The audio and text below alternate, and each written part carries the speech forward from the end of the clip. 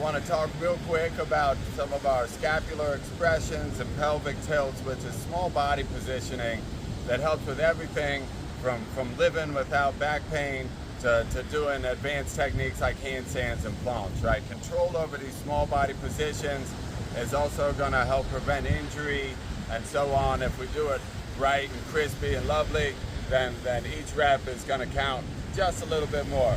So when I pull my shoulders to the front, this is called a protracted shoulder positioning.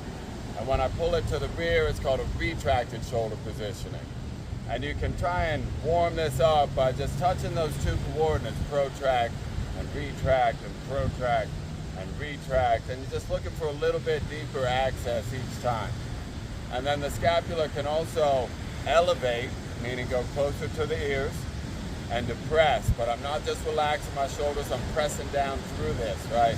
Elevation and depression are other small body positions, and the scapular expression helps to protect and to get better performance out of our thoracic parts of our spine.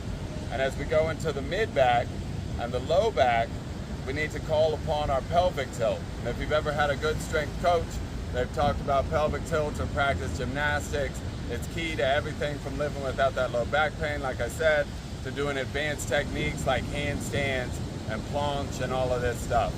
So if the hip were a bowl of water, right, and that water spills to the front, that's called an anterior pelvic tilt.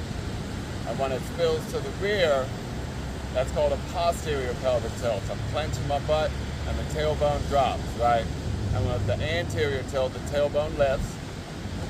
And with the posterior tilt, the tailbone tucks, right? An anterior and posterior pelvic tilt. You can kind of just have a look at this bit and you'll feel it operate the bottom 4, 5, 6, 7 bones in your spine, right? And we're just kind of flossing things out. Every day is spine day. Control over the spine.